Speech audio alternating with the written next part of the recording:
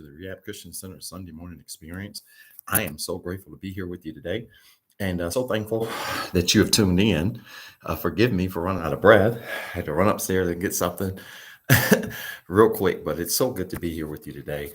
And it is certainly my hope and prayer that all is well with you and everything concerning you. It has been a great Thanksgiving, and I hope you all have had a great Thanksgiving break and opportunity to share with your family, friends, and loved ones. But certainly, again, hopeful and prayerful that all is well with you. Listen, I need you to start liking the video, sharing the video now, tagging people, telling them to tune in. I've got a very powerful word for you this morning. Nevertheless, it's going to be powerful, and I can't wait to share it with you. And again, just so excited to be here with you on this morning. Wherever you are and wherever you're tuned in, I want you to know that I'm praying for you and I'm absolutely rooting for you. And it is my hope and prayer again that you've had a tremendous Thanksgiving holiday season. And again, that you've enjoyed yourself tremendously. Again, I'm excited to be here with you today and just so tickled that you've tuned in to share with us on this morning. Start liking the video, start sharing the video. I need you to do it now. Make sure you say good morning in the chat area if you have not already, because I want to go ahead and get into the declaration really quickly so that I can get into this message. Again, another doozy, I believe we've got ahead of us, and I'm excited to share it with you. Again, I hope everybody had a great, tremendous Thanksgiving season holiday. I have been eating all weekend and working out too. And trying to balance all of this out. It has just been way too much food, but just hopeful and prayerful that all of you are well and that everything again concerning you is well. And that again, of course, that you enjoyed your Thanksgiving holiday and that it was a good one for you. It was a good one for your family. It was drama free. And that again, everything is well with you. So again, say good morning in the chat area if you haven't already. Make sure you say that. Start liking the video, sharing the video. You can tune in this morning on all three of our networks. We're on Instagram at TheREHABexperience, Facebook, the Rehab Christian Center, and YouTube at TheREHABCC. We're on all of those networks, so you can tune in, chime in on any of those networks this morning, and we certainly hope you will do that. And again, go ahead and like the video and share the video if you would. That would be so tremendously good. And we would really appreciate that and let everybody know that the Rehab Christian Center is live and on the air. I'm getting ready to get into the declaration. I'm not wasting time. I know our viewers will continue to climb as we get into the broadcast and get into the morning. But I've got some ground to cover today and what I believe will be a very powerful message. Nevertheless, and so I've got some ground to cover, and I want to jump right into this right away. So that we can get all of this word out today. It's going to be good. It's going to be powerful.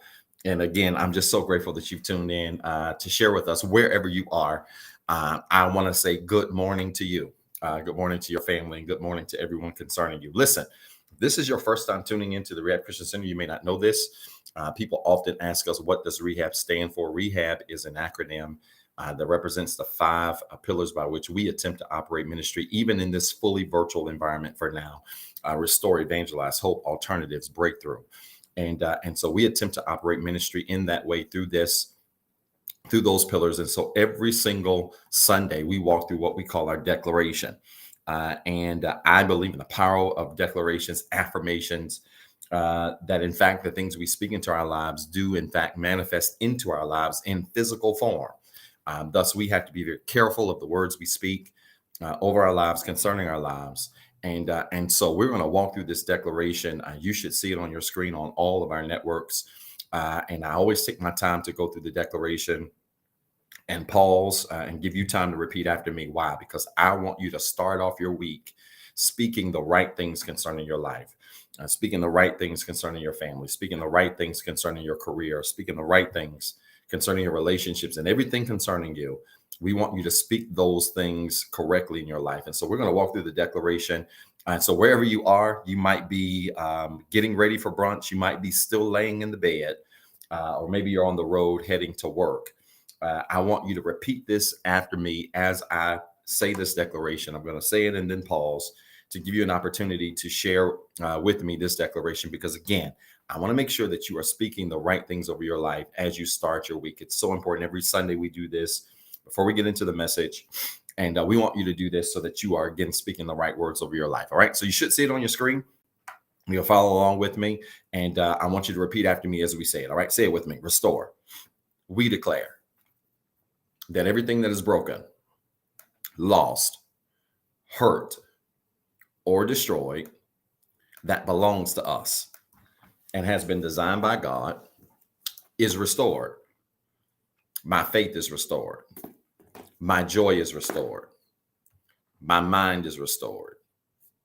Even my lost time is restored. I am no longer broken. The fact that I'm alive means I have another chance. My faith has restored me. And right now, his love is making me whole.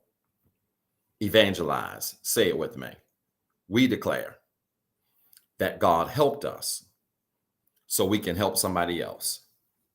He loved me when I was unlovable. He changed me when I was a mess.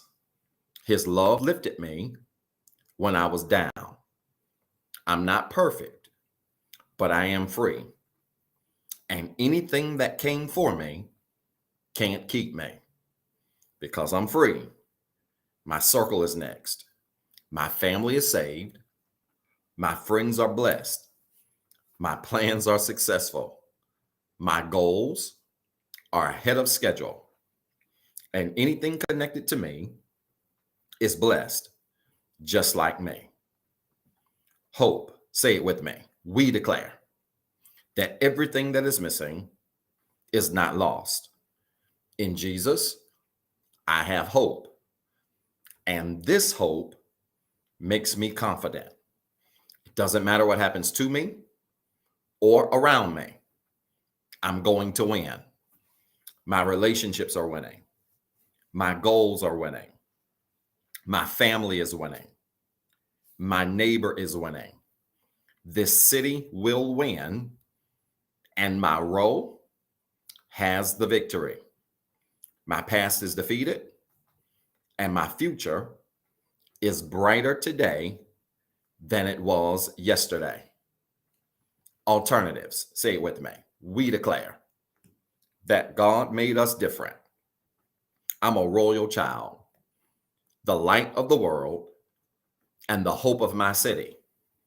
I respect the past, but I don't look like what I've been through. I love the church, and my life is balanced. I love coming to church, but I like flights, boats, and vacations. My whole life is blessed. I am the head and not the tail.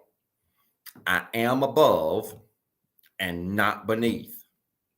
I am a lender, not a borrower. And every place I go belongs to me. Breakthrough. Say this with me. We declare that God has a breakthrough with our name on it. I have some challenges, but I am not defeated. No weapon formed against me can prosper. And I know that all things are working for my good. Things are not breaking down. They are about to break through. There is a breakthrough in my career. There is a breakthrough in my home. There is a breakthrough in my health. There is a breakthrough in my finances. I am here on purpose, for a purpose, and everything that went wrong is getting ready to turn around.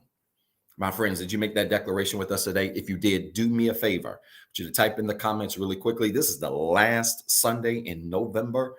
We will be in December in just a few days. I want you to type in the comments really quickly. It's going to get better. Do it quickly in all capital letters. It's going to get better. Hurry, type it in the comments. It's going to get better. I want you to know. It's so crazy. This morning, I got the confirmation exactly what I needed. After meditation, I got up, prayed, do what I do, came downstairs, was meditating, and I really had something in my head, and it sounded crazy. I'm not kidding you. It sounded crazy, and it really started yesterday. It started with a thought that I had yesterday when I was journaling. I've got my journal right here. Go ahead and type it in the comments. It's going to get better. You're speaking over your life. I want you to do this quickly as I share this with you. It started yesterday when I was journaling. And this thought came to my head yesterday, and then it reappeared again this morning. I was like, this is crazy. Why do I keep thinking this? And then I went upstairs after I meditated, got in the shower really quickly so I could run down and jump on. But while I was in the shower, I had my YouTube playing in the background, and it goes to videos. And a video pops up in my suggestion that absolutely confirmed what I want to share with all of you. So many times, so many of us wait until the new year to make proclamations over our lives, right? And if you've grown up in church any period of time in your life, most churches have some type of nursery rhyme or rap for the new year. 2023 is for me. 2024, I want more. 2025, I'm alive. Whatever it is, right? We come up with all of these sayings for the year. And this thing really hit me yesterday. Zeb, you don't have to wait until a new year to experience new things in your life.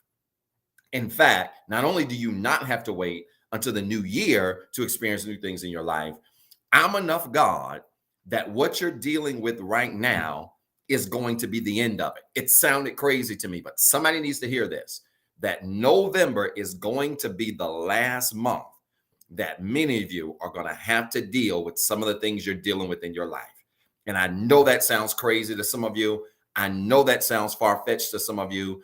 Some of you are thinking it's impossible. Ain't no way God can stop this bleeding in the next 3 days. I'm here to tell you, this is going to be the last month that many of us are going to have to experience things in our lives, certain things in our lives that we've been praying over, we've been fasting over, that we've been worrying about. I'm here to tell you, this ain't just no shave November, but this is the last month that you're ever going to have to deal with some of the stuff in your life you're dealing with. And you ain't got to wait to January the 1st, 2023 to receive this. I need you to receive this right where you are, because it's literally, I'm telling you, came to me yesterday, I brushed it off. Came to me as confirmation this morning, and I said, yep, that's the word. And I need you to hold on to that. I need you to hold on to that today. You all have an expiration date concerning some of the struggles and the trials you had in your life that you have dealt with, many of you for years, some of you just for this year. But I'm here to tell you, just as soon as I'm sitting here, or just as sure as I'm sitting here, that you've got about 3 more days to deal with this. November will be the last month where you're going to have to deal with this. And God is literally getting ready to take that storm, and he's going to cause it to disappear forever. And I want you to walk into that today. I want you to be encouraged about that today. And don't let anybody shake your faith and shake your belief in that. All right. Did y'all type in "it's going to get better"? I think, Instagram is on fire this morning. Did y'all type "it's going to get better" in the comments? I hope you did, because we absolutely know that things are going to get better in your life. Now, scripture for the week this week is 2 Timothy chapter 1. Would you record that? 2 Timothy chapter 1 is our scripture for the week. I want you to record that. I want you to meditate on that every single day this week. 2 Timothy chapter 1. Doesn't matter what version. Read the version that is best for you. 2 Timothy chapter 1 is our scripture for the week. And don't forget to make plans to tune in every Thursday morning, typically by 8 a.m. This week, it was on much sooner than 8 a.m.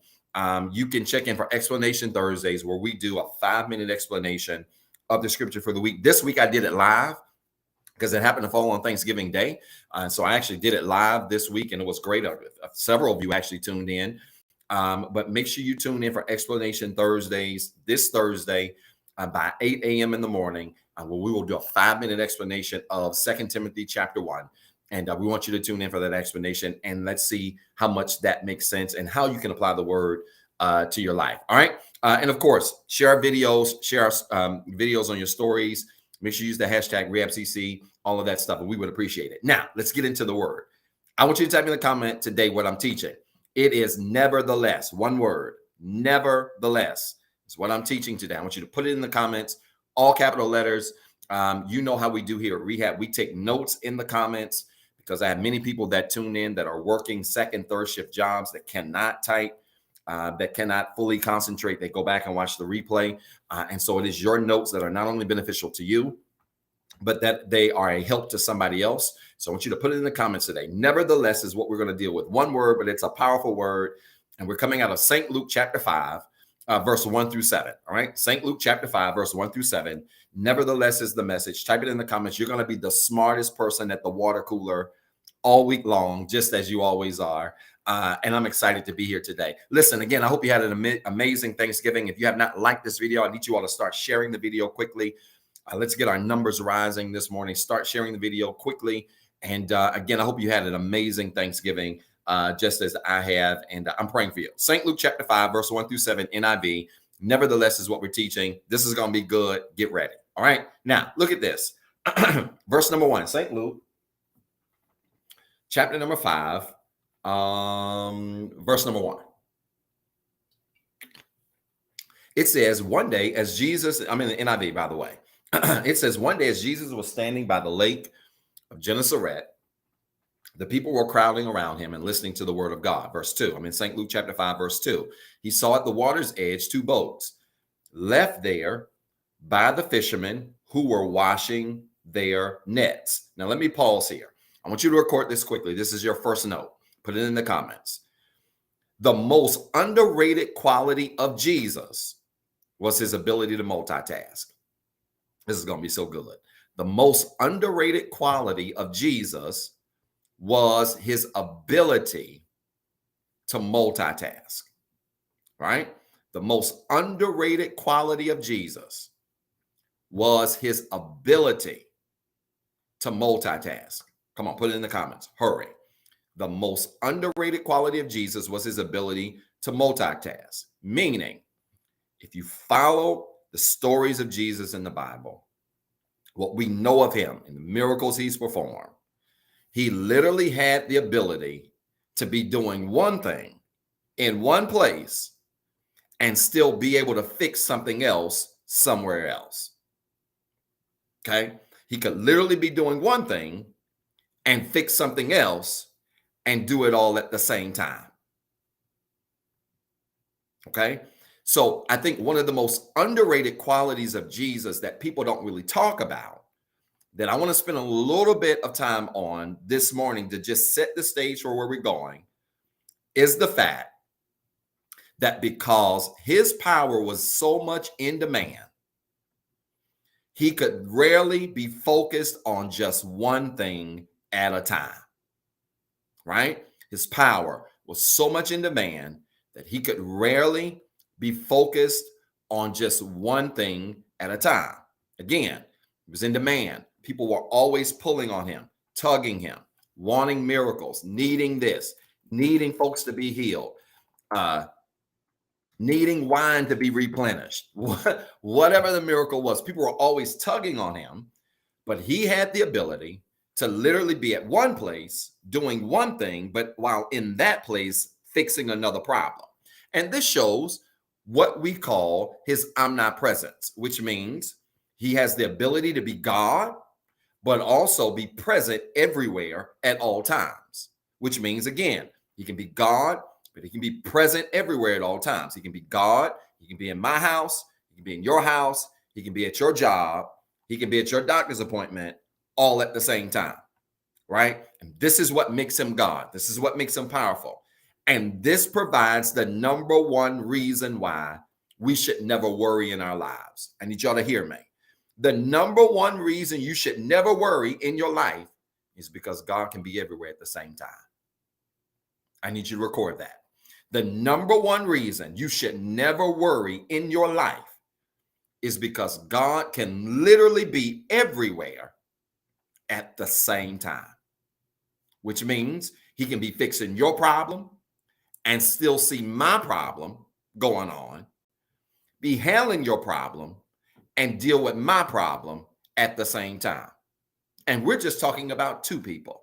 There are billions of people in the world. And when you look at it from that lens, then it really heightens the kind of respect we ought to put on God's name. You should daily put respect on God's name when you think about the fact that he's literally servicing billions of people at the same time and never misses a beat. Are y'all listening to me? All right. And so this is the number one reason why we should never worry. He's literally the God that can be everywhere at the same time. Why? Because he has what we call in modern vernacular the ability to multitask, right? He can do it all. He can do it all at the same time and never miss a beat. Now, to that end, all right, and just bear with me. I'm just setting a foundation. This is going to make sense in a second. You're going to be the smartest person at the water cooler all week long. This then does not undermine our power of being present. In other words, God's ability to be omnipresent should not undermine our ability or need to be present. Dr. Zed, what are you talking about being present? I'm talking about when you live your life every single day. You should be living your life in the moment that you're in. Shouldn't be worrying about the past. Shouldn't be fearful or concerned about the future. You shouldn't even be anxious about the present. The greatest gift you can give yourself is the ability to live in the present moment. Why? Because we're not God. And there are two things we can't do. And I don't ever want you to forget this. Number one, you can't be everywhere at the same time. And here's the big one. You can't be everything to everybody. Are y'all listening to me? I'm throwing bombs out here.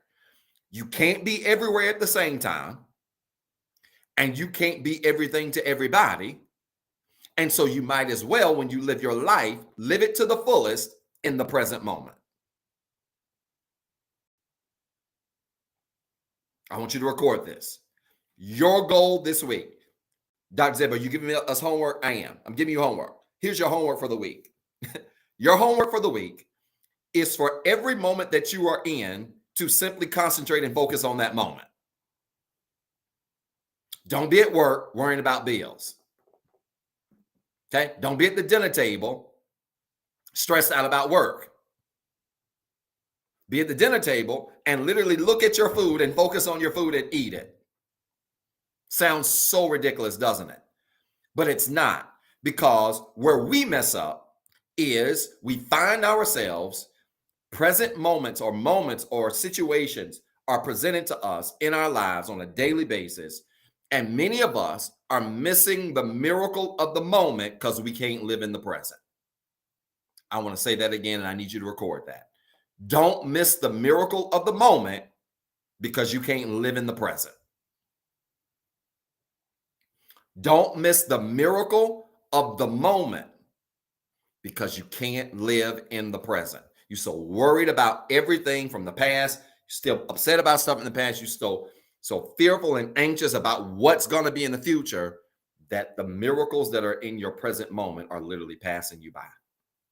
And I believe that one of the worst things you can do is get older and get to a place where you start reflecting on your life and saying, I wish I would have enjoyed my life when this happened. I wish I would have enjoyed this season of my life when that happened. And the best way to live without regrets is to live in each moment. Record it. The best way to live without regret is to live in each moment.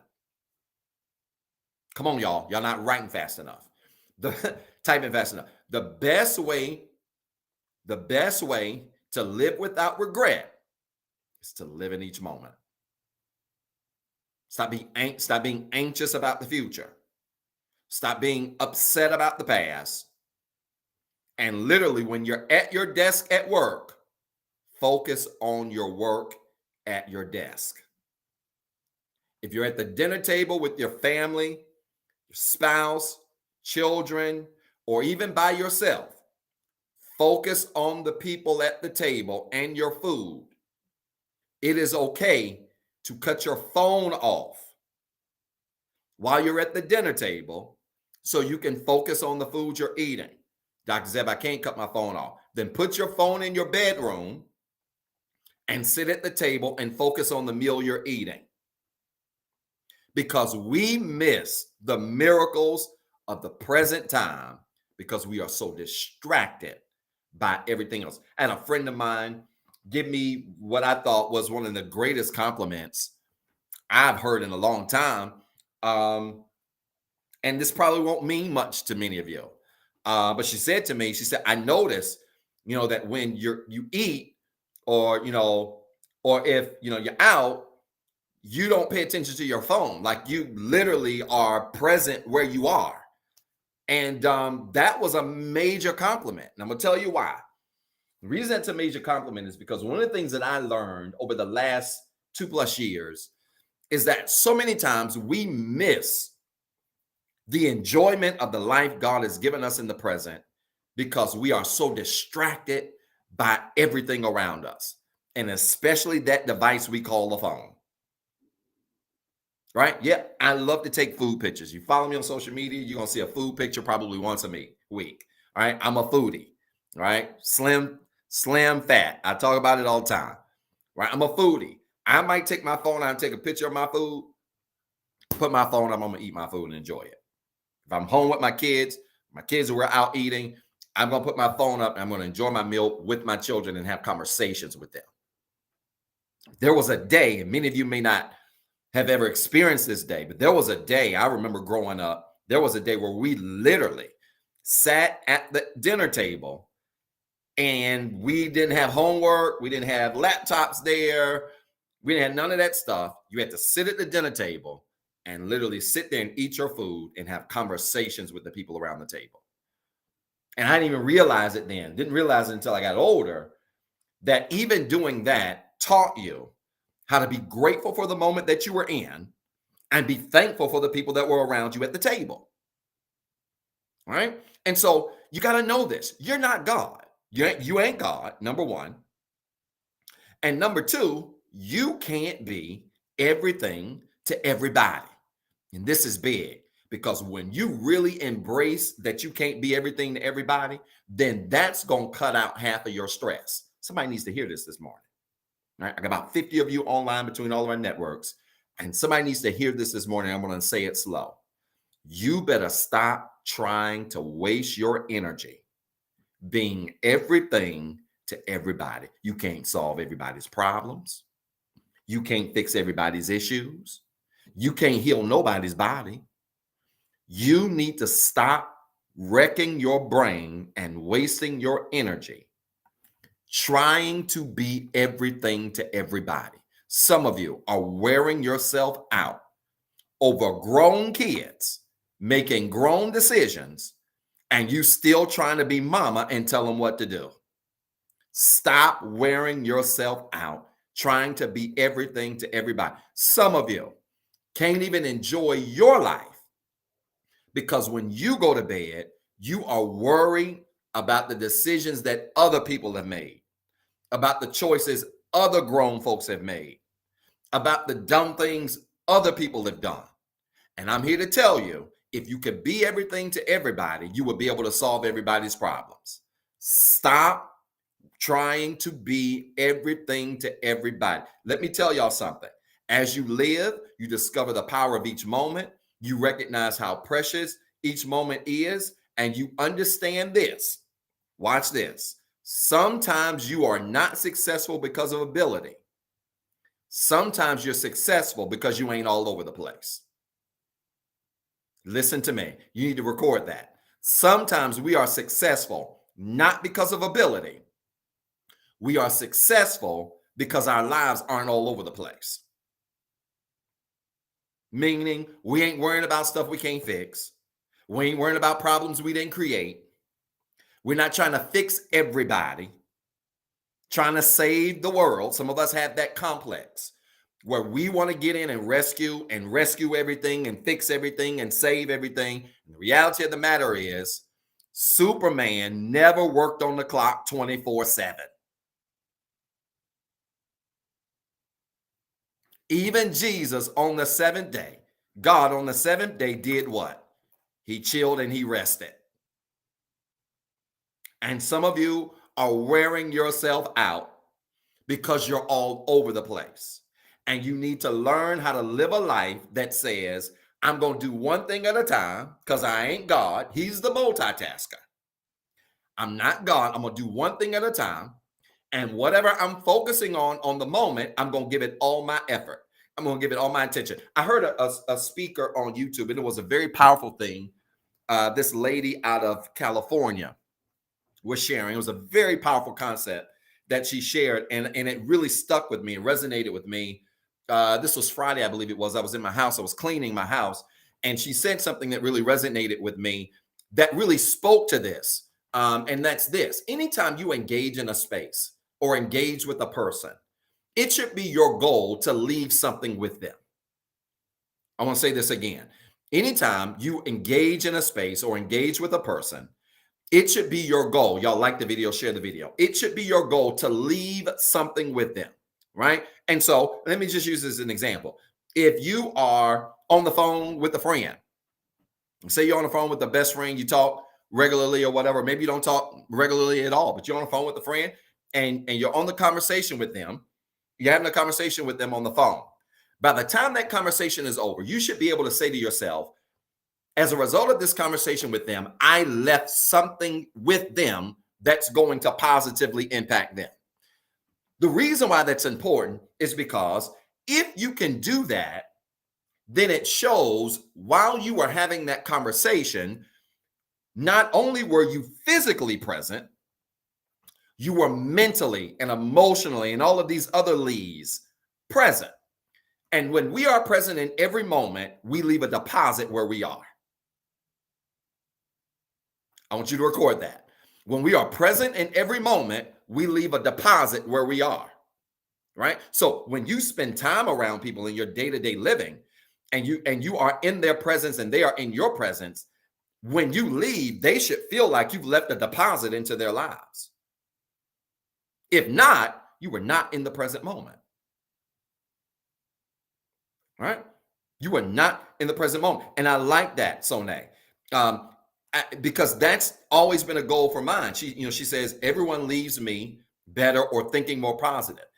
That's because when you're around people and you're really in that present space, you ought to be giving your attention in that space, right? You ought to be giving that attention in that space. And here's the beautiful thing. If everybody, let's just go back to that example. You're talking to a friend on the phone.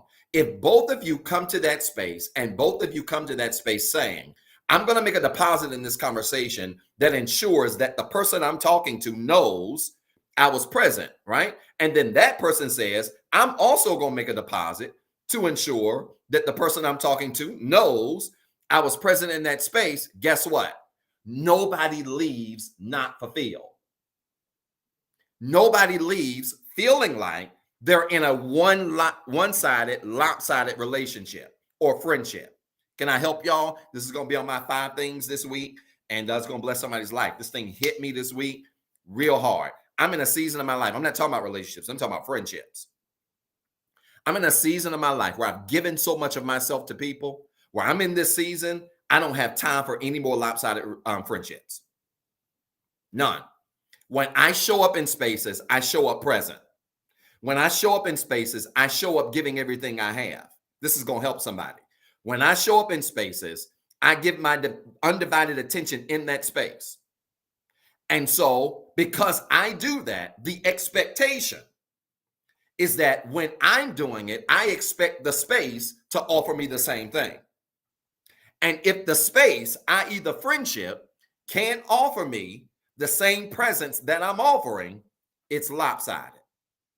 And I ain't in the season of my life where I'm still trying to be everything to everybody. Is this making sense to anybody? If it is, put the hand emoji in the comments quickly. This is making sense. See, a focused life is a blessed life. It's a successful life. Sometimes you need to cut the phone off. Sometimes you need to make to-do lists. And in fact, I'm an advocate of this. I journal every day. Y'all already know what time it is. Right? I'm an advocate of make a to-do list, make an intention list for the day, and attack that list. Be focused. A focused life is a blessed life. It's a successful life. Eat dinner without your laptop. Right? Eat dinner without the TV on. Disengage from all of these things that can distract you and understand that you've got to get to a place where the best way you're going to be the best version of you It's by recognizing that you ain't God. Can't be everywhere at the same time. You can't solve everybody's problems, and you can't be everything to everybody. And I'm especially talking to those of you that's still trying to fix the problems of grown folks. I'm especially talking to you. There's a difference between having empathy and being an empath. I need y'all to record it. There is a difference between having empathy and being an empath. Because when you have empathy, you can feel the challenges of people. When you are an empath, you carry them. I don't hear nobody. Y'all not virtually speaking to me today. Maybe I'm not talking good today. Is this not making sense to anybody? Is this thing on? There's a difference, y'all need to record this, between having empathy and being an empath. And the difference is simple. The words are similar, obviously, so they have some connection. When you have empathy, you can feel the issues of people. You can feel the emotions. You can feel the struggles of people. I have empathy for people. I have empathy in my work. I have empathy in ministry. I have empathy for my family. I have empathy for my friends and loved ones, people that I love and admire. I have empathy. Yes, I have empathy, and I always will. That's who I am. I can't cut that off. Got empathy for. I feel for the needs of people. But an empath is a person that says, I don't just feel them, I carry them. And listen, it ain't your job to carry nothing. Somebody need to be free today, especially when it comes to grown folks. Stop carrying the issues of grown. Well, Dr. Zeb, it's my family. Stop carrying the issues of grown folks. Well, Dr. Zeb, we've been friends for 15 years. Stop carrying the issues of grown folks. Because you're not being empathetic, you're being an empath. Is this making sense to anybody? All right. And so this is all important to understand where we're going. I'm in St. Luke. Yes. St. Luke chapter 5, verse 1 through 7. This is all important to understand where we're going, because Jesus is literally about to display his ability to multitask. And we're about to see a demonstration of how not being focused in the present can impact your productivity. Okay, y'all just gotta stop carrying grown folks' issues. And I mean that. Stop being stressed out. I snore at night, not because I don't care about people. I'm not screaming at y'all. So any of y'all that feel like I'm screaming at you right now, I apologize. It's the Lord. I sleep well at night, not because I don't care about people and care about the needs and issues of people. I sleep because I don't carry them. I care, but I don't carry. I need y'all to record that. Somebody needs to make a billboard out of that. Put it in the comments quickly in all caps. If I'm talking to you, put it in the comments. I care, but I don't carry. That's a word. Yeah, it's a t-shirt. It's coming. I care, but I don't carry. It is the difference. Don't you make that shirt? So now if you make a shirt, you better send me one. I'm a small. You make that shirt, you send me one. I'll shoot you my address. I care, but I don't carry. It's the difference between having empathy and being an empath. And some of you got to shift out of that empath space and stay in the empathy space, right? I believe that as believers, as Christians, as believers, we have an obligation to care about the needs of people. But we do not have an obligation to carry their problems. In fact, our obligation is to give it to the one who's the multitasker. Y'all see how this is beautifully lining up? It's going to get better. Our obligation is to give it to the one who is the multitasker, casting all your cares, this is Bible, on the Lord. Why? Because he cares for you. He said, listen, let me carry it. Some of y'all need to hear this. You gotta hit the release button this week and stop carrying folks' stuff. Care about them, but don't carry their stuff. Is this making sense? Now, let's go deeper. I've got a few more points and I got to hurry. Look at this. Verse 2 and 3. St. Luke chapter 5, verse 2 and 3. I'm in the NIV. This is making sense. I need you to say something in the comments there. I see the notes are flying today. Good. Look at this. St. Luke chapter 5, verse 1. I'm sorry, verse 2 and 3. Says this. He saw at the water's edge, Jesus, that is, 2 boats left there by the fishermen who were washing their nets. Look at verse 3. Jesus got into one of the boats, the one belonging to Simon, and asked him to put out a little from shore. Then he sat down and taught the people who were on the shore, by the way, from the boat. I want you to record this. You ready? Record this. A huge part of success is being able to navigate risk. A huge part of success is being able to navigate risk. Record it. You'll be the smartest person at the water cooler all week long. A huge part of success is being able to navigate risk. Because the reality is, folks, you can't catch much of anything in shallow water. Somebody's going to need to catch this today. You can't catch much of anything in shallow water. Can I help you? If you want more in your life, if you want more in your life, if you want to experience greater success in your life, if you want to experience greater experiences in your life, you got to be willing to go into deep waters. Here's the problem. Many of you want to be successful, but you still want to be surrounded by a lot of people. Notice this. Jesus gets into Simon's boat and says, Simon, the boat's on the shore. Let's push the boat out deeper. Push it out deeper, but I'm still going to teach the people that are on the shore. So, in other words, to put it in layman's terms, he creates a separation. He gets on the boat, but he goes into deep water to create separation from himself and the people that he's serving on the shore, that he's teaching on the shore, because he recognizes that Simon is not going to get what he needs until he goes a little bit deeper. Can I help you? Some of you are not going to be what you need to be until you learn how to be okay away from the crowd. Some of you will never materialize into who you need to be until you learn how to be okay away from the crowd.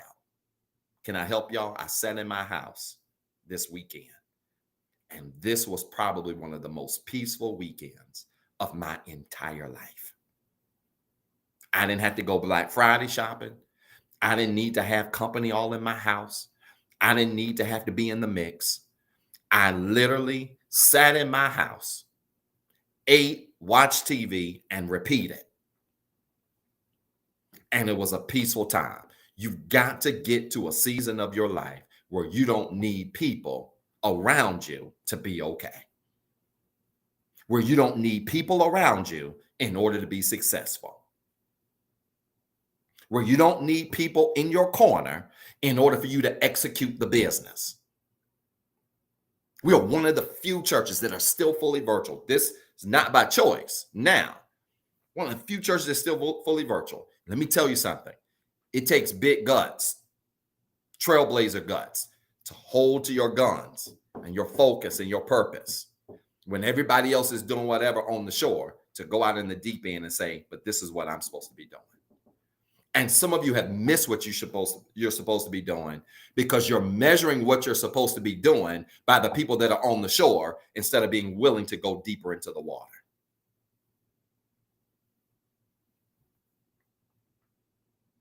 Ain't no risk standing on the shore.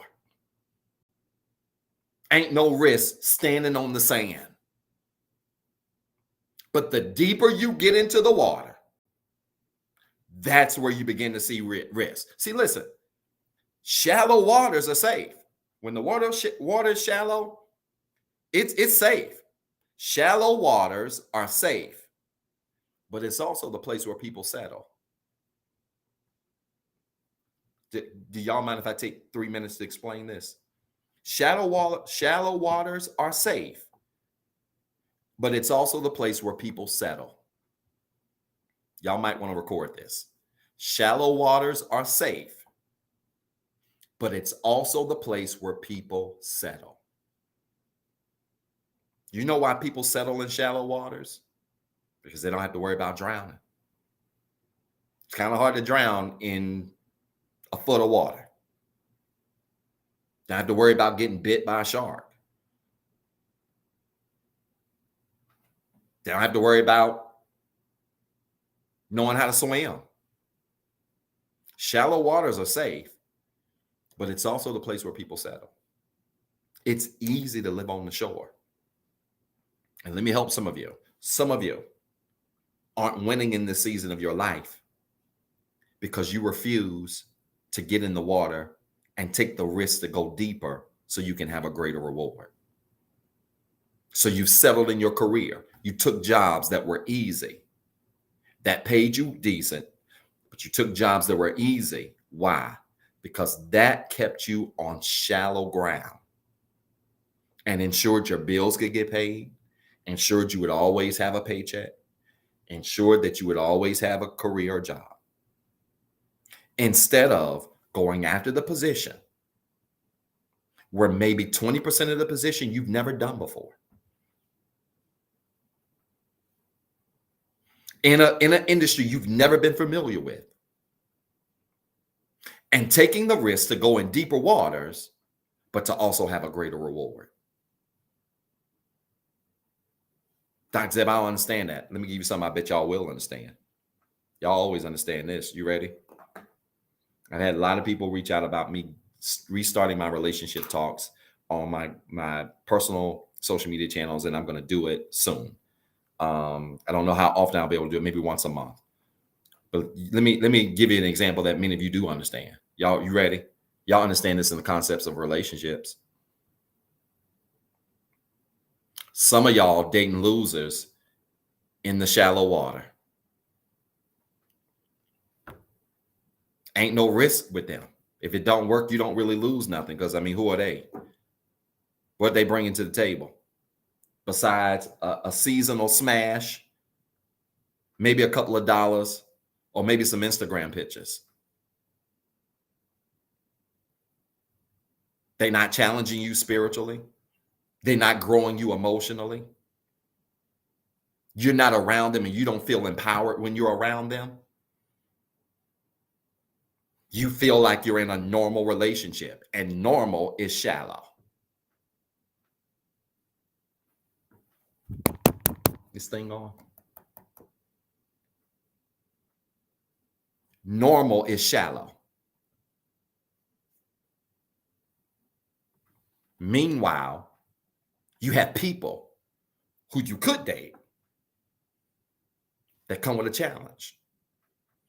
They have boundaries and expectations. Being with them is going to require you to be responsible. And suddenly, when you're around them, you feel the urge to be a different person, a better person, a stronger person, a no-nonsense person. Why? Because they're none of those things. And when you go after that, you got to get out the shallow water. Why? Because you might get in the relationship, it might fail, and you might feel like you're drowning. Is this thing on? Am I making sense to anybody? And so I'm here to tell you, shallow waters are safe. And people who live in shallow waters live lives full of settling. Whether it's relationships, careers, whatever. All they doing is settling. I told a friend the other day, P will never be rain. Y'all excuse the analogy. I just say stuff the way it is. I say it the way people understand it. P will never be rain. I don't care how it sprinkles out, if it comes out in a stream or if it comes out in a mist. P will never be this rain out here that I see outside my window. And some of y'all are literally letting life pee on you, and you walking around acting like it's rain, and you ain't doing nothing but fooling yourself. That's because you're living in shallow water. That's because you're living in shallow water. And people who live in shallow water settle. And that was the problem with Simon. Because Simon had been out here fishing and doing these things, but he refused to go into deep water so he could really catch something. I want you to record this. If you want to win in this season, you have to go deeper. Record it. If you want to win in this season in your business, you got to go deeper. If you want to win in this season in your relationships, you got to go deeper.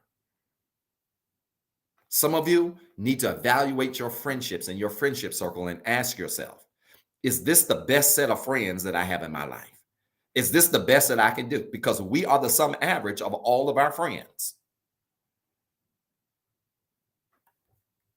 And I'm here to tell you, if you want to win in your life, you've got to be willing to go deeper. I knew things in my life were shifting like crazy when spaces and people and situations that once made me comfortable gave me the EBGBs. You listen to me? When situations, people, circumstances, what that once made me comfortable, all of a sudden was just, what is this? If you want to win in this season, you have to go deeper. Ain't no fish in shallow water. Ain't no new business ideas in shallow water. Some of the stuff that comes to me sometimes is so outrageous that sometimes I laugh at myself and just say to myself, boy, what in the world are you thinking about now? But then I had to remember, when you're going to be a big winner, you're going to have big, deep waters to go into. And when you go out there, ain't going to be a lot of people swimming out there. Ain't going to be a lot of people out in the deep. Everybody going to be standing on the shore. You don't believe it? Go to the beach. There's always more people. Catch this revelation. There's always more people on the shore than there is in the water. You know why? Because everybody can't swim. Everybody ain't willing to pay the price. Everybody ain't willing to make the risk to separate themselves, to go into deeper water so they can have more.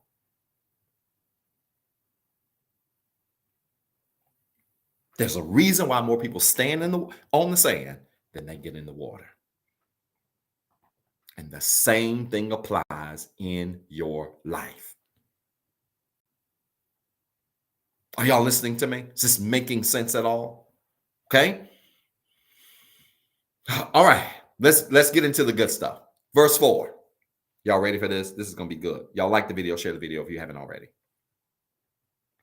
Look at verse 4. I'm in St. Luke, chapter 5, verse 4. Look at this. When he had finished speaking, this is Jesus, he said to Simon, put out into deep water and let down the nets for a catch.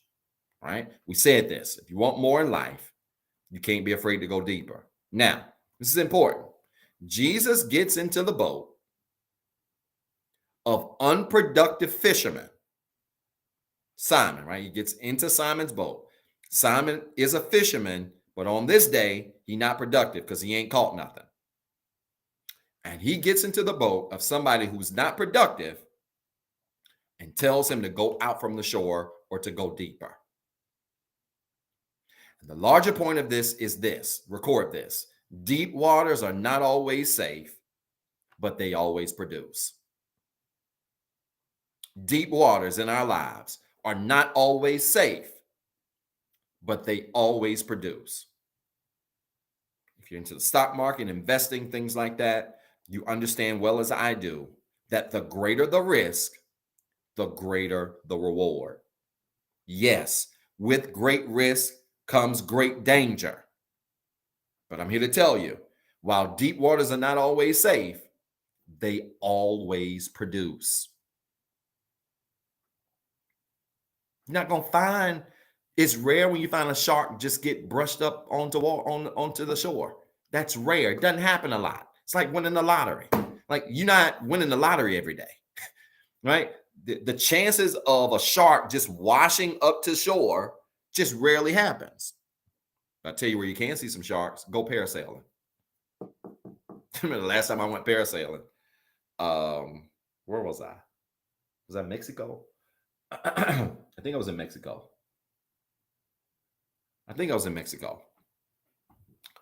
And that boat was going, man, and this dude was going. It didn't look like he was ever going to stop. You could see the resort for a while, but then he went so far, like you could barely see the resort. I can't say I've never been out there because I've been out there before, but I'd never, for parasailing, gone that far out.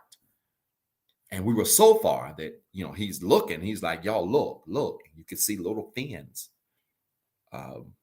in the water, shark fins out there. You're not going to see that at the shore. Was it a risk to go out in the deep water? Yeah, it ain't safe out there. There's a risk, but deep waters always produce. The catch ain't in shallow water. The catch is in the deep stuff. And so somebody's got to know this today. You're not winning, again, because of a lack of ability. For many of you, you're not willing because you're afraid to go into deep waters. You're afraid of the what ifs.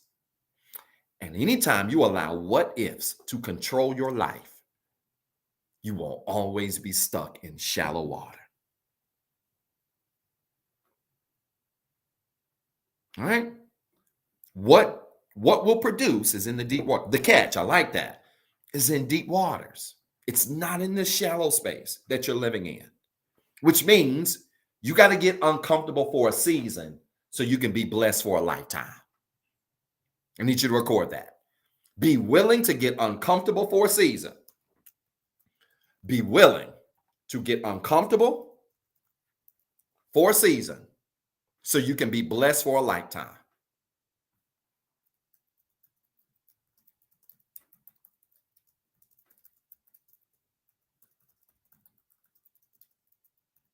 Are y'all recording that? Be willing to be uncomfortable for a season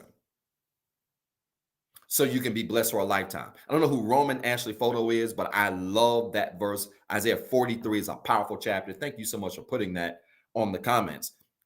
God said, he promised this to us, that when you go through the waters, I'm going to be there. Right? When you're in the valley, I'm going to be there. Right? That's so powerful. But I'm telling you, you've got to be willing to be uncomfortable in a season, for a season, so you can be blessed for a lifetime.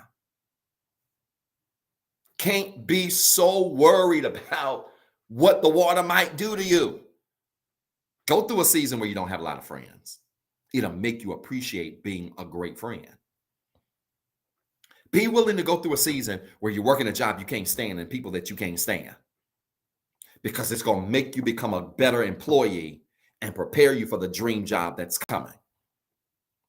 Be willing to go through a season where your finances make you uncomfortable, where maybe you're struggling to make ends meet, or you can't buy everything you want to buy, or travel the way you want to travel, or do what you want to do. Because if you can endure that season in deep water, it's going to make you comfortable when the harvest comes. Be willing to endure a single season. All of you folks dying to get married. Because I'm here to tell you, if you can navigate the deep waters of life single and not drown and not increase your mileage with losers, then when God sends you what you want, you're going to know how to treat him or her.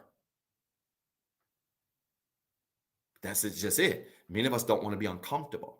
And we think that being uncomfortable is a bad thing. I'm here to tell you, being uncomfortable is a great season to begin. I ain't telling you what I heard. I'm telling you what I've lived. I've lived in some of the most uncomfortable seasons and had to help people through their uncomfortable season when it seemed like I had nobody to help me through mine. But let me tell you something. If you can get uncomfortable in a season, if you can get comfortable in a season of being uncomfortable, I'm here to tell you, if you're willing to be uncomfortable for a season, you're going to be blessed for a lifetime. Some of you are going to make incredible mates. You know why? Because when you were single, you won't running yourself in the ground. You won't wasting your time with losers. You won't take in every phone number that came your way. You put a commodity on your time and your presence.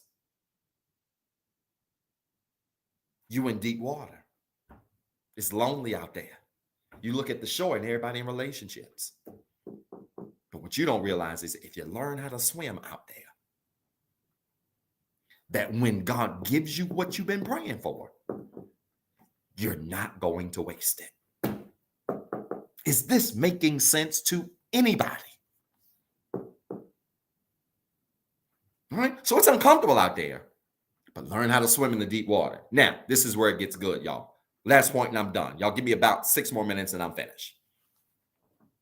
I'm in. Y'all like the video, share the video if you haven't already. I'm in St. Luke chapter 5. All right. St. Luke. I got too much going on over here on my screen. St. Luke chapter 5. And let's look at this. Look at verse number 5. This is where it gets interesting. This is blessing you. Make sure you like the video, share the video today. All right. St. Luke chapter 5, verse number 5 says this. Simon answered, Master, we've worked hard all night and haven't caught anything. Here we go. But because you say so, I will let down the nets. This is where it gets real interesting. I'm going to try to stay in my seat and not run around my house. Simon answered, verse 5, St. Luke chapter 5, verse 5. Simon answered, Master, we've worked hard all night and haven't caught anything. But because you say so, I'm going to let down my net. Look, I want you to record this.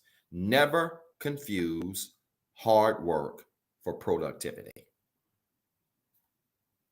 Never confuse hard work for productivity. What are you saying, Dr. Zeb? I'm saying that it is quite possible that you can be a hard worker and not be productive. I'm saying to you that it is quite possible that you could work 60, 70, 80 hours a week and then look back at your week and realize that you literally got nothing done. Never confuse hard work for productivity. Effort doesn't always mean effective. Record it. Effort doesn't always mean effective. I just gave y'all 2 nuggets to record. Never confuse hard work for productivity. And effort doesn't always mean effective. There's a whole lot of people that are busy, that are always moving, but they ain't effecting nothing. There's a lot of people that don't look like they working hard, that's impacting a whole lot of people. So effort is good. We don't want you lazy, but effort doesn't always mean effective. Those are not always the same. So just because you're working hard doesn't mean you're working right. It's in anything.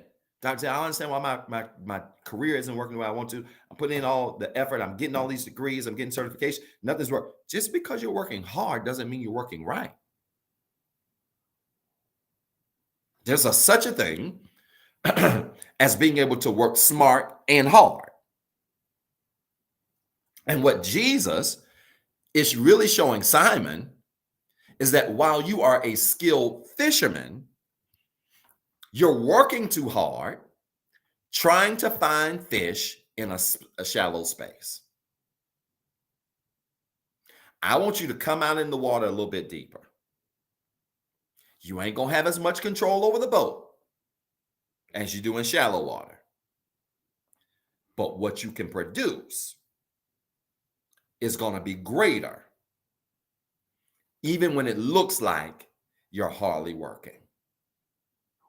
Somebody needs to hear this and receive this morning. Somebody is getting ready to walk into a season of their life where they're going to win so big and so hard, but to outsiders, it's going to look like you barely working.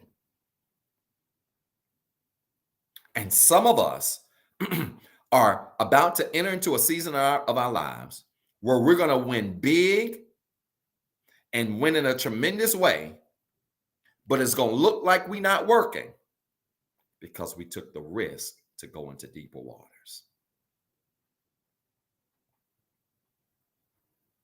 Does anybody receive that today? You've been breaking your net trying to catch fish in 3 feet water. And part of the challenge with this, because notice in verse 5, I'm getting ready to get somebody upset possibly, but I got to say this. Part of the challenge in this is found in verse number 5. If you look in verse number 5, Simon says to Jesus, Master, we've been working all day. We've been working all day, all night. We ain't caught nothing. But because you say so, we're going to let down the nets. Y'all want to know what another major problem is that is really serving as a barrier for many of you and your will to go out into deeper waters or your ability to be successful? Another major barrier is the need to always be in control. Here's Simon, a master fisherman, who has never had anybody tell him how to fish. And he was given 2 orders. 1, you're too close to the shore, go deeper.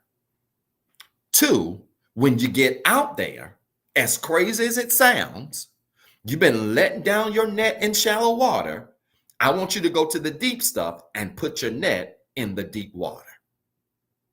And the reality is, some of us aren't experiencing the lives we could experience because we are control freaks. You have to control every aspect of your life. You have to control every aspect of your journey. You have to control every element of your business. You have to control every single relationship and friendship or whatever ship you've got in your life. You have to control every aspect and element of it. And I'm here to tell you that when you get in deeper waters, it is the current that does most of the work, not you. When you are in shallow water, it's you doing most of the work and not the current. I want to say this slow. When you are in deep waters, it is the current doing most of the work and not you. When you are in shallow water, it is you doing most of the work and not the current. So you can stay in shallow water and stay in control, but you ain't going to catch nothing. Or you can go in deep water, lose some of your control, let the current, i.e. God, do what he does, and you're going to catch a whole lot. And that's the problem with many people.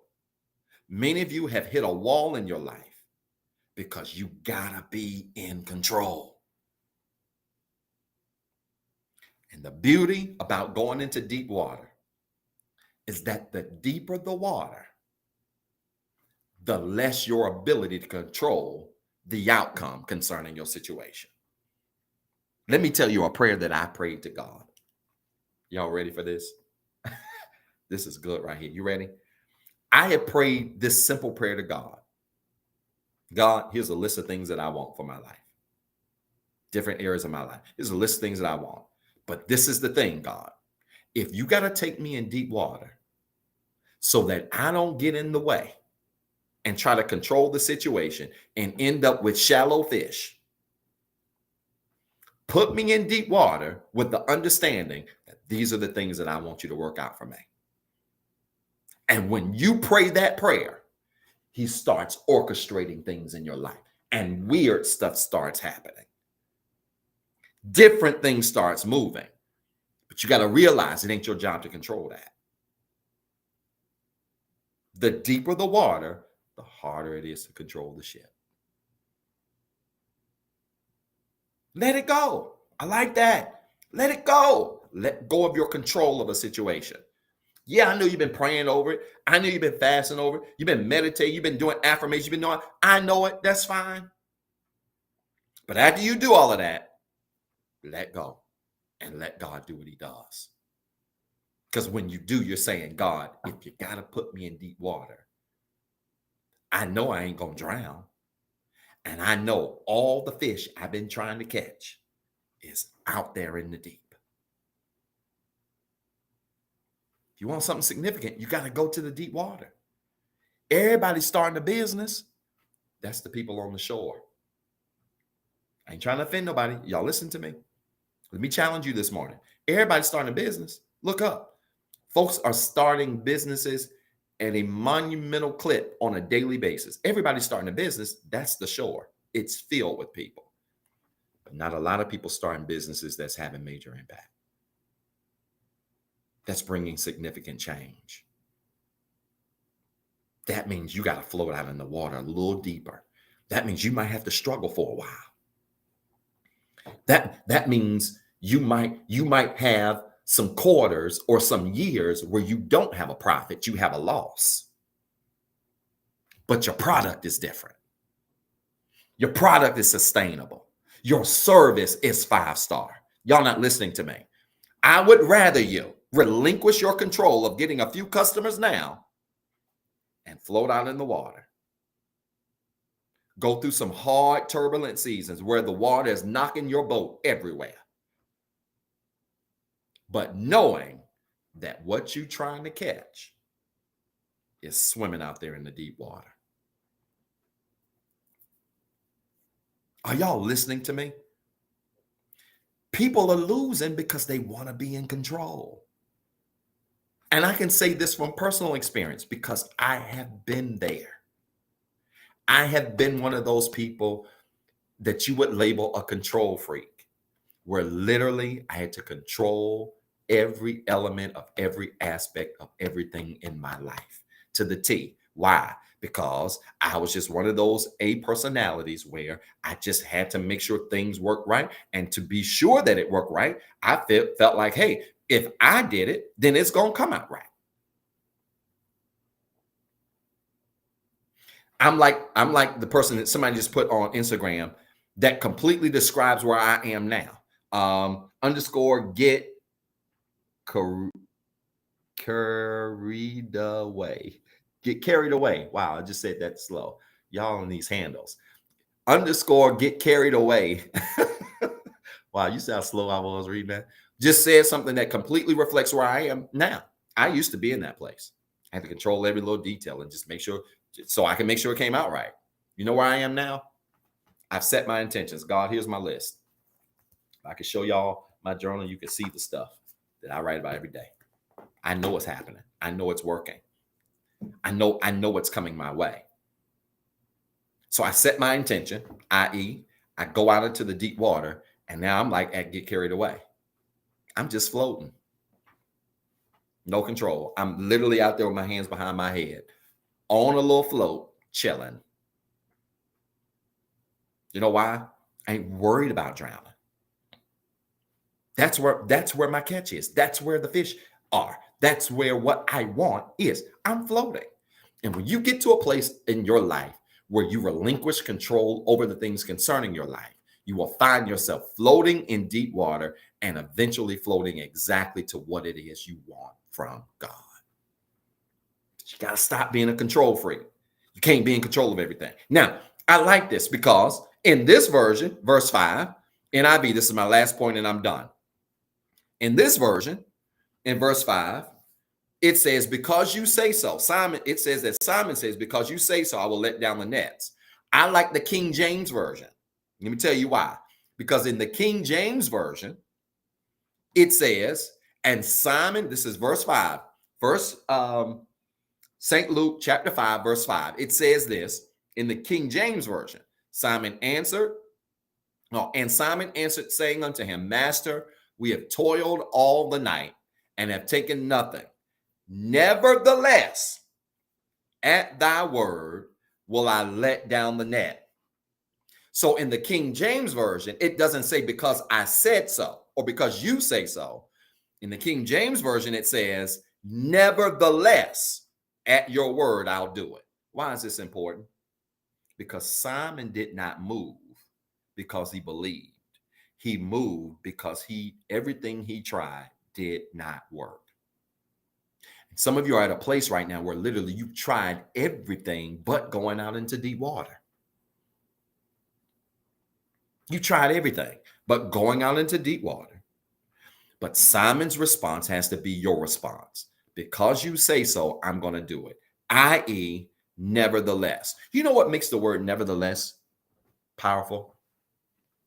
It's this. It's two things. Anytime we give God a shot, he moves us from lack to abundance. Anytime you adopt a nevertheless spirit, you are giving God a shot. And when you give God a shot, he moves you from lack to abundance. That's number one. Anytime you give God a shot, and you say, God, listen, you got to put me out in deep waters. I'm going to float out there. You're moving instantly from lack to abundance. Okay. And I just proved it in the story. There's a little bit of fish by the shore. There's a lot of fish the deeper you go out. Okay. So anytime, again, you give God a shot, you're moving. I want you to record this. Anytime you give God a shot, you are moving from lack to abundance. That's number one. Number two, look at the word nevertheless. The word nevertheless is comprised of three words. Nevertheless. Some of y'all gonna catch this next week. I'm gonna be running around my house. Nevertheless. So when I am willing to put my life in deep waters, not settle, not just accept anything, but to stand on what I want, what I deserve, what I desire, and stand on that and be willing to go in the deep waters, I never have the less. If you are willing to live your life in deep waters, which means you got to trust God, which means you might have to float your way through, which means you're going to have to give up some control. If you're willing to do that, you're going to live in a place where you never have the less. When it comes to your business, it will be nevertheless. Y'all not catching this. When it comes to your finances, it will be nevertheless. Because ain't less out in deep waters. It's abundance out there. When it comes to your relationships, friendships, it'll be nevertheless. You ain't going to settle just to have somebody. You ain't going to settle just to keep people off your back. You're not going to settle because it's cold outside and it's cuffing season and you lonely. When you realize the power of floating in the deep water and the abundance that's out there, you will never have the less. This makes sense to anybody? I'm done. This makes sense to anybody at all? If it did, fill it up with the hand emoji, high five emoji, the prayer emoji, heart, something. Fill it up. Let me know. This makes sense to anybody today?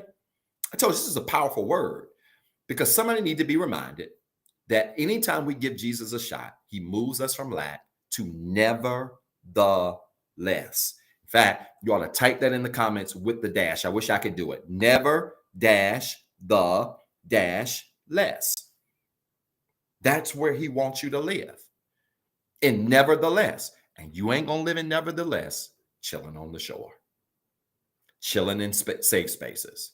Playing it safe in your life. Playing it safe in your friendships. Playing it safe in your relationships. Playing it safe in your business. You got to be willing to take a risk. You got to be willing to perhaps lose something in order to gain something greater. I like that.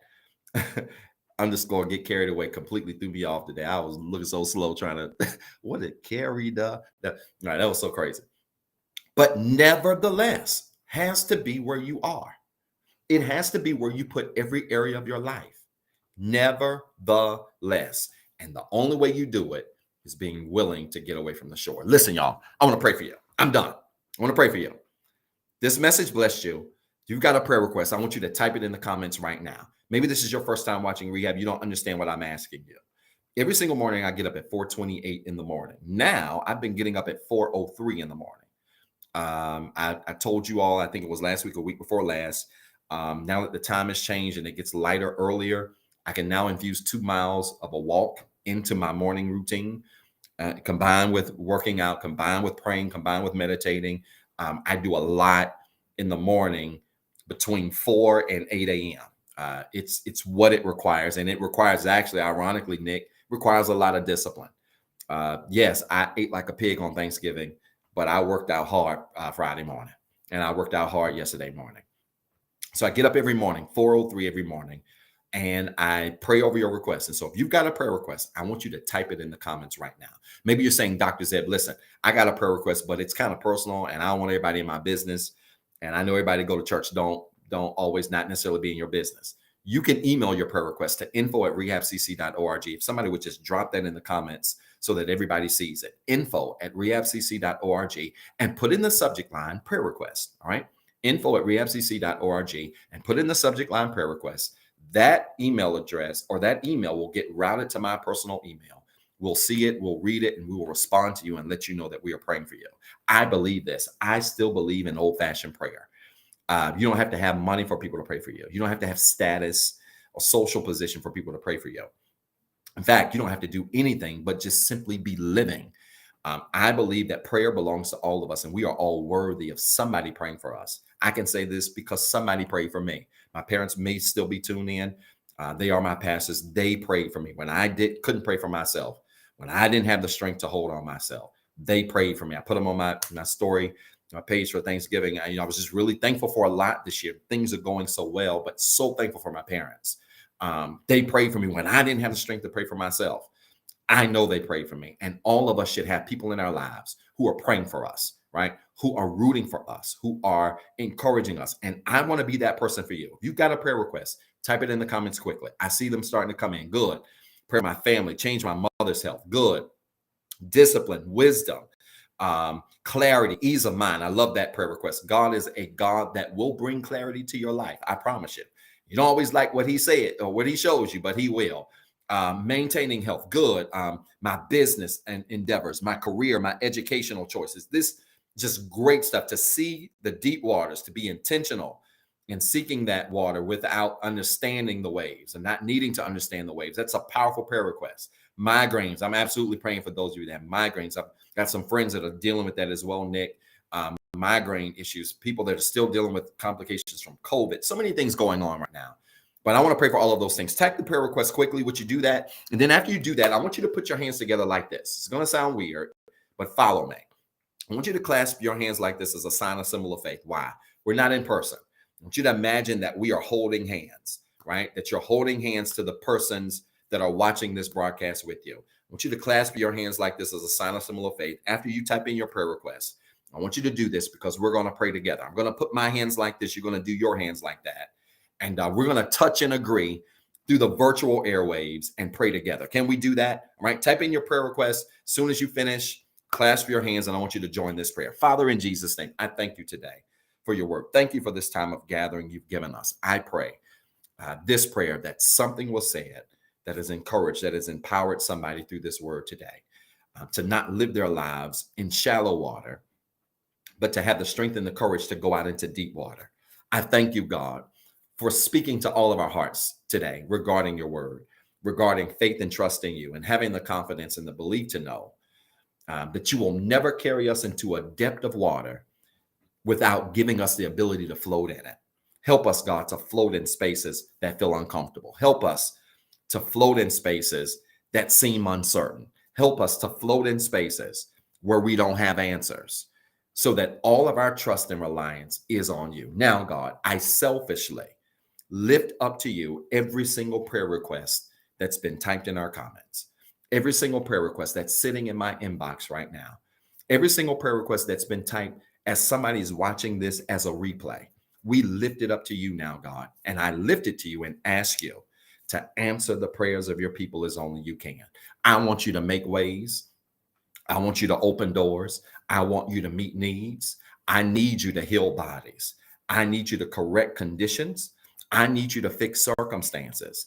I need you to touch minds. I need you to heal hearts. I need you to fix spirits. I need you to mend misunderstandings. I need you to bring joy. I need you to eliminate drama. I don't care what the issue is concerning the lives of your people. God, I'm asking you today to answer the prayers of your people. And God, don't wait until 2023 to do it. God, it is my prayer that November be the last month that many of your people have to deal with what they're dealing with. Give them peace right in the middle of their storm. Give them peace right in the middle of their struggle. Help them to realize that there is nothing we can't ask you for that you're not enough, God, to answer. Answer the prayers of your people as only you can. And God, I make you this promise. We'll continue to bless your name. We'll continue to give you all the credit. We'll continue to give your name all the glory. It's this and all things we ask and pray in Jesus' name. Amen. Do me a favor. If you prayed with me, I want you to type in the comments quickly. It is so. Hurry. It is so. It is so. Every time you say amen, you're saying it is so.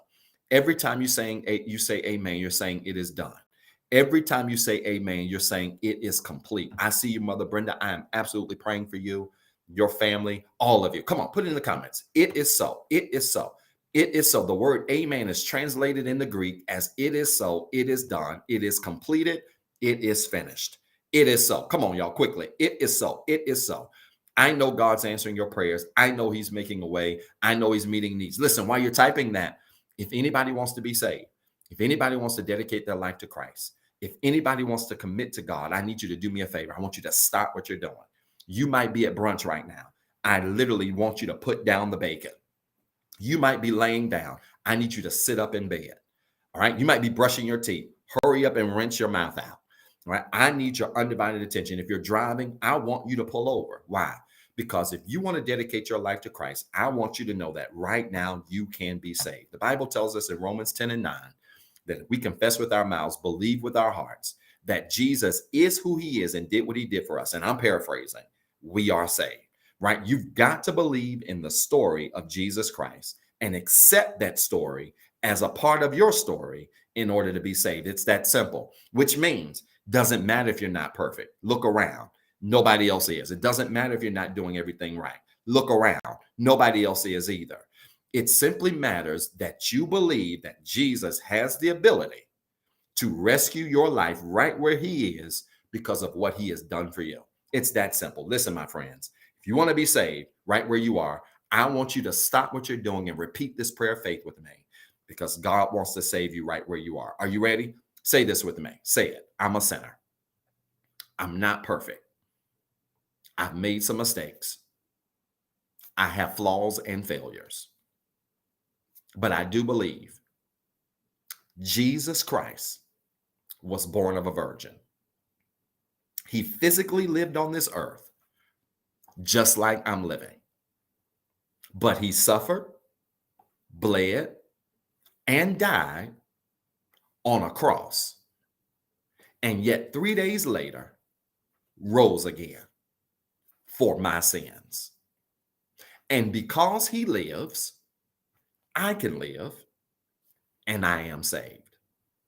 My friends, if you prayed that prayer of faith, I want to welcome you to the royal family of Jesus Christ. You've made an incredible decision right where you are to dedicate your life to Christ. If you did that, do me a favor. We want to celebrate with you. We want to party with you like the biggest rock stars. If you made that dedication today, I want you to type in the comments quickly, #salvation. #salvation. We want to know that you made that commitment because we want to celebrate with you. We want to celebrate this decision that you made. Now, this is what I need you to do. Go find you a church home somewhere, right? Sundays, Tuesdays, Wednesdays are made for church.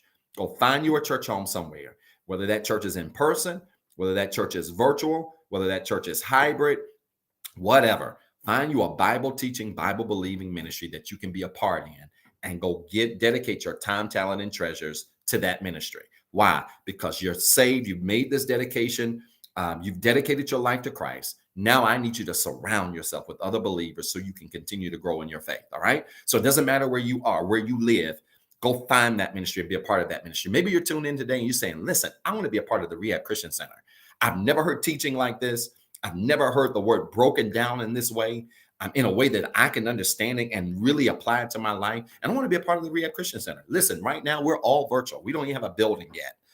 We're working on it. Right now we're all virtual. And the beautiful thing about that is being in this space has allowed us to be able to stretch out our reach all across this country and literally around the world. If you want to be a part of the Rehab Christian Center, do me a favor. You can just simply type in the comments, #membership. It's that simple.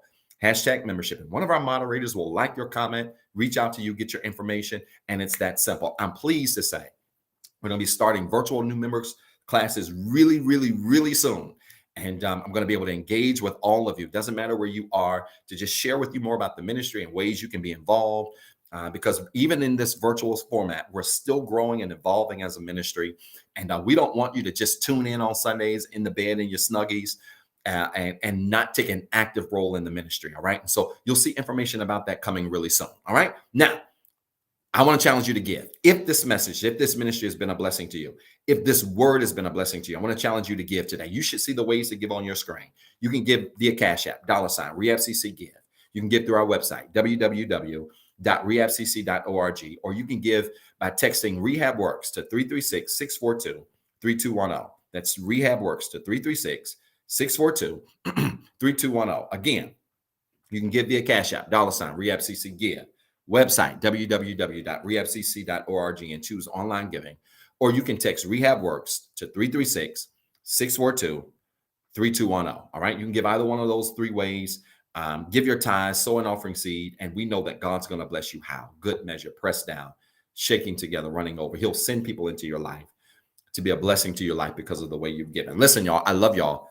I've run a little over today. I love y'all. I'm praying for you. I'm rooting for you. It is my prayer that you have a tremendous week. Do me a favor, make plans to join me right here on Tuesday, 7:08 p.m. Eastern Standard Time for a life study. This Tuesday, we got a powerful word for you. Can't wait to share it. And I cannot wait to see you this Tuesday. All right. I love you. I'm praying for you. Enjoy the rest of your Thanksgiving Day weekend. And I'm certainly praying that you have a fantastic week. And don't forget what I told you at the beginning of this broadcast. I truly believe that November is the last month that many of you are going to have to deal with it. I don't know what the it is. Only you know. But I want you to hold on to that and walk in faith with that this week and watch God turn some things around in your life. I love you. I'm praying for you. I'm rooting for you. Love you like a fat kid love cake. And I want you to have a tremendous day today. All right. I love you. Praying for you. Peace and blessings. We'll see you this Tuesday. Thank you for watching the Rehab Christian Center live experience. If this broadcast has been a blessing to you and you would like to be a blessing to our leader, Dr. Zeb Talley III, you can sow a seed into his ministry by Cash App at $Pastor ZT3. It is our prayer that this message of hope encouraged, enlightened, and empowered you to be better. Please tune in Tuesday at 7:08 p.m. for our life study experience. And as always, be blessed and have a wonderful week.